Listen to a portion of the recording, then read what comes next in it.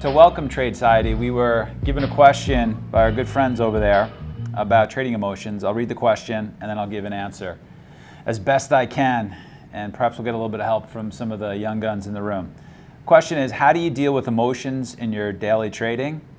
What are your tips and suggestions that help you avoid, if possible, making an emotional and psychologically cause trading mistakes? So I'm sure nobody has this issue in this room. This is a Zen-like atmosphere where nobody gets upset. Merritt, right?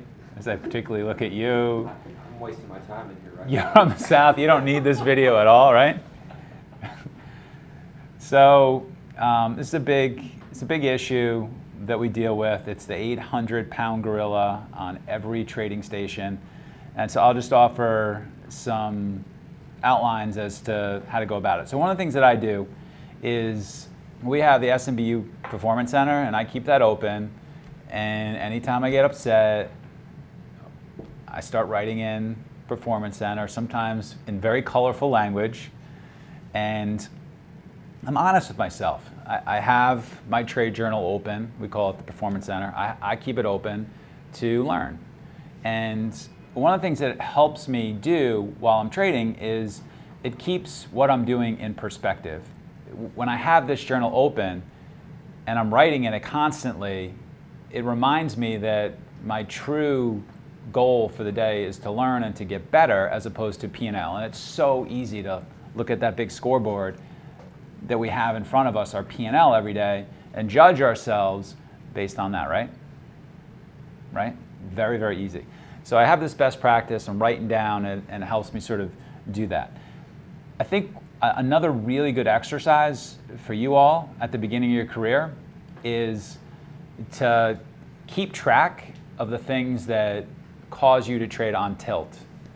So just come up with a piece of paper. When you notice you're trading on tilt, write it down, write the cause of it. You can also do this in the SMBU Performance Center. You can see, hey, one of the things that gets me a little bit upset is when I scalp too much right on the open. Yesterday I got pissed at myself because I lost $700 scalping some stock that I just got wicked in and out on the open. There were volatility losses. I lost $700. I didn't make a real trade. It was $9.35. I'm like, what am I doing? I wrote down in my book, like, what am I doing? These are stupid losses. I've lost too much. That's not a good way to start the day. So writing that in Performance Center, I can see the things that perhaps tick me off. But I've also done this exercise that I recommend to you guys, which is keep track of the things that cause you to be on tilt and work on them one by one. So one of the things that causes me to trade on tilt is when I get too busy. I just have too many things I'm doing. It just overflows. I have this saturation point where there's only so many things that I can take, and then if there's like one extra thing I have to do, it can just spill over, and I get in a piss poor mood, and that can definitely infect my trading. And so, but I noticed that by writing this down and seeing what happens. And so you might notice that as well. And then you want to work on these issues one by one. I mean, the first step is recognizing what can cause you to trade on tilt. What can cause you to get upset? That's the first step. And the second step is to try and minimize those feelings and to try and shorten that period and to try and make those periods less hot. Okay, so you want them to come less often. You want them to be for shorter periods of time, and you want them to be less hot. And the way that you do that is through visualization exercises. There's a great 3-part series on our blog that Bruce Bauer put together. He will teach you everything you need to learn about visualization in a 3-part series. There's also Dr. Steenbarger in our training program has offered advice on that. We actually had Phil Pearlman, who was one of the co-founders for StockTwits and now works at Yahoo Finance, who came and gave a great presentation on this topic for us, which is in our training program as well.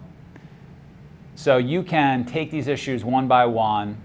You can visualize yourself in a situation where you're trading on tilt, breathe through it, repeat, get yourself pissed off, breathe through it. And so Bruce will help you to go through these visualization exercises. It's just pretty simple. Just relive the experience by replaying it in as much detail as you possibly can, and then breathe and breathe and breathe and breathe out of the situation and repeat it. And then what you'll do is you're going to give yourself a different way to react when you're on tilt. Right now, when you're on tilt, you have one way that you react, which is what? To get pissed. That's the one connection your brain has for the things that set you on tilt, and they're probably different for the people in this room. That's the one possible outcome, is you're going to be ticked off. When you do visualization exercises, you're giving yourself another way to react, which is to breathe, calm down after a short period of time, and then recenter and think a little bit more logically. You're giving yourself two pathways. Until you do these visualization exercises, you only have the one option. You're only going to get pissed. That's the only thing that's going to happen. All right? And so that's a pretty good thing. And then I also think that one of the things that's very, very helpful just overall is you don't want to make trading the central part of your life. I think that that's a longer term thing you need to be thinking about. That's a cause of why you're getting so upset. Trading's too important for you. Your P&L is too large of a piece of your calculation for your self-worth. And so for me personally, I have a family, I have a son. I like the Yankees, I like UConn. We have an education company. We have all of you that I have to worry about. So my day doesn't revolve around my P&L. It doesn't. It revolves around running the firm, my family, my hobbies, keeping myself reasonably healthy, things that are interesting to me. And trading is a small part of it. So I never really get in the situation where a particular trade is going to be that meaningful to me, because in the context of my life, it's just one thing that I do. We write a little bit too. And you want to think about that as a trader. What are the other things that you find important? Maybe it's your significant other, maybe it's your tennis, okay, maybe it's your bet with Josh on who's going to win that one-on-one basketball. Maybe you should start training to see who's going to win that game. But that's particularly helpful. In the end, we're just playing a game that we're trying to get better at, and we're not curing cancer here. We're just making trades. We're learning, we're getting better, and that's what we're doing. So, these issues will be with us, and Dr. Steenbarger writes a lot about this.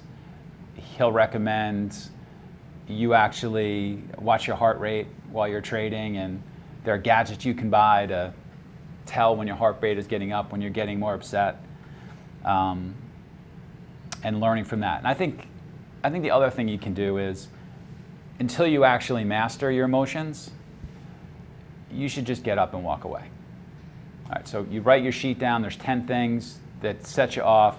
Now you've recognized one of them's here, and you haven't gotten to the point where you can cool yourself down real fast.